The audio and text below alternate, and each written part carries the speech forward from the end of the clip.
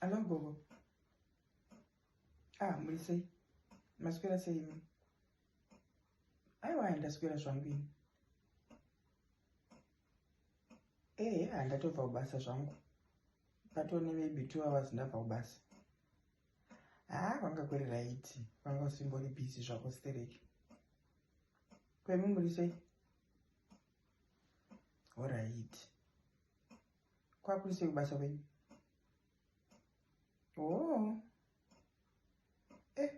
Ngazvakaoma vakata maretsi. Maretsi akungokatwa mazuva ano ushaya toda kuti titise. Muvha wanyatsozvishaya kuti zviri kumbofamba sei. Makatenga tiketi. Saka mukwenda musharini. Chipiri chinechi chiri kuuya chi. Ngazvei. Saka Christmas mune muriko. Ende zvenyu wedu we. Saka mukwenda na sekuru. Sekuru havasi kuenda. Kwemakaenda kuzimu social meeting here. Yakaitwa marimwe zuru. Hamuna kuenda. Aiwa ina handina kuenda because ndakatozoinzwa very late. Saka handina kutokwanisa kutoenda. Pashamwari yangu yakaenda ndiye akatondibatisawo zvakabuda mumeeting ikoko. Hanzi kwakakurukuruka. Hanzi kwanga kune 4 speakers. 4 speakers dzakabvawo Zimbabwe. Hanzi dzanga achitaura. Nyaya yehombe yanga iriko kainge nyaya yanjanje yewitchcraft. Ndiyo nyaya yehombe yanga iriko. Asi zvakanzi izvo kana maenda kuZimbabwe. Zvenyu zvoda kutaka chirungu zvokuti munosvika muchiti munotaura nechirungu muchitoda kutoda kumhoresa kana kutoti munoda kutovhunza vanhu nechirungu kuti how are you feeling, kana maenda mumashops munototi izvo please can I buy that, can I see that please, how much is it, what nekachirungu. Hanzi musiyane nazvo zviri kutomakisa. Ndozvaitotaura. Chikanzi hanzi izvo imwe nyaya yanetsa hanzi manje yekuti hanzi kana waenda kumusha uzosapa vanhu mari. Keshi chaiyo mumaoko hanzi usatomubatisa vanhu keshi, hanzi kana $1 zvaro kana $5 zvayo. Hanzi usatomubatisa vanhu mari. Kana zvako hanzi usatokuita manyemwe ekutamidza mari. Hanzi mari iri kubva yatorwa ichiiswa mahari. Mahari hanzi ibva hanzi kwidibi. Mari imomo kana yatonzi kwidibi mari. Hanzi urombe watotanga. Hanzi ndo iri kutotambika kumusha mufundi. Aika zvanzi uroyo watotekeshe. Hanzi Nigeria yatopasiya. Nigeria yatopasi. Hanzi Zimbabwe yatopa topu. Handiti ndozvataiziva kuti Nigeria ndinongoitwa uroyo, handiti ndinongochungoona uroyo wacho mumafilimu. Ndozvataiziva ka.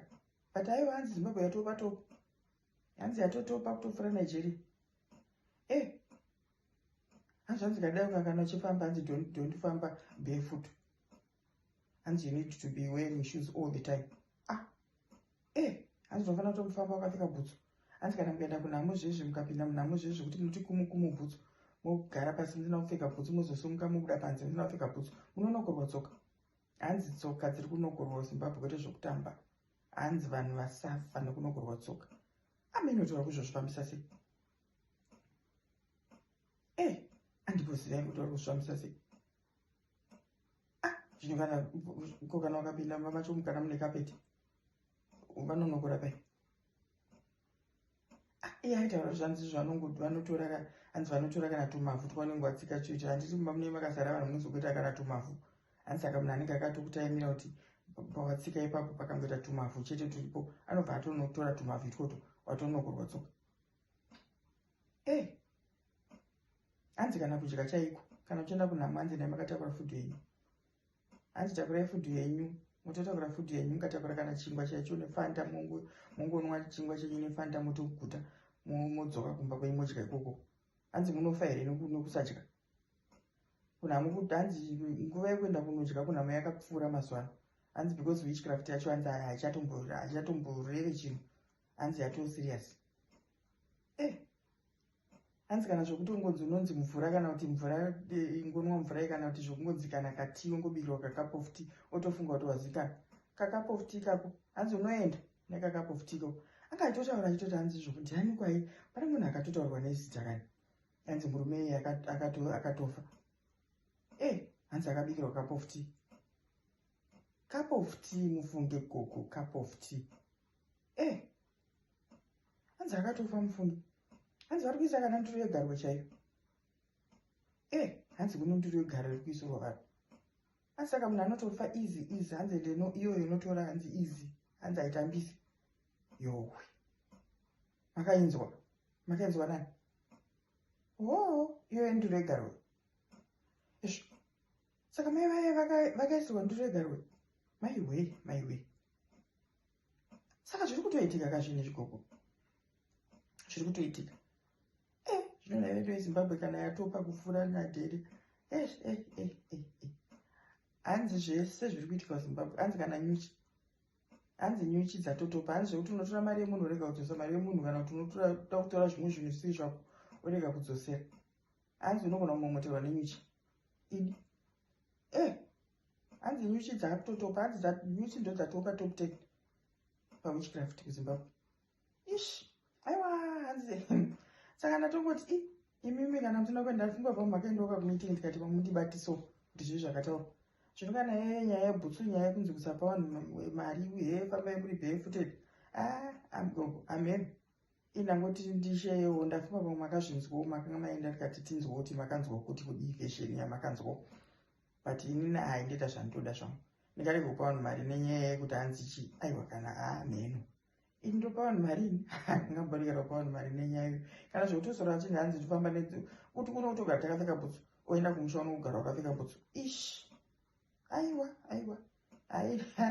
Ibhutsu ndinobvisa ko. Amen. Tenge chingozviona asi hanzi zveZimbabwe versus Nigeria hanzi Zimbabwe yapamusoro. Ndozvatotaurika saka ameno gogo. Ameno. Kuzvetwa sei? Aiwa murari mushe. Murara zvinhu zvakanaka. Musha ndokuona before you go. But kana ndikatadza kukuona mungofamba zvakanaka. Plus zvanzi zvikuti kana makudzoka hazvoswera muchioneka vanhu kuti tikudzokera mangwana, tikudzokera shondono, musiyane nazvo. Hanzi don't tell anybody. Hanzi munoberekeswa. Hanzi munoberekeswa saka pakaipa gogo, pakatoipa. Amen. Hanzi munotakudzwa. Hanzi uchingosvika paairport apa chingoti giti paairport. Iriri watotanga kupenga. Hanzi unoyo akaberekeswa. Ndonyaya yachoka. Zvakatooma gogo. Saka amen. Kana maendawo mungonongwarira mungochenjerera upenyu hwenyu. Because hazvizikani gogo. Saka aiwa tinobatana. We speak later. Okay. Good night. Bye.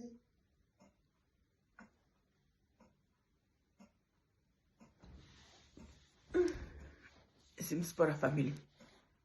This is what it is. I don't know. Have you heard anything about this? I don't know. Anyway, please like and subscribe to this channel so that we can grow together.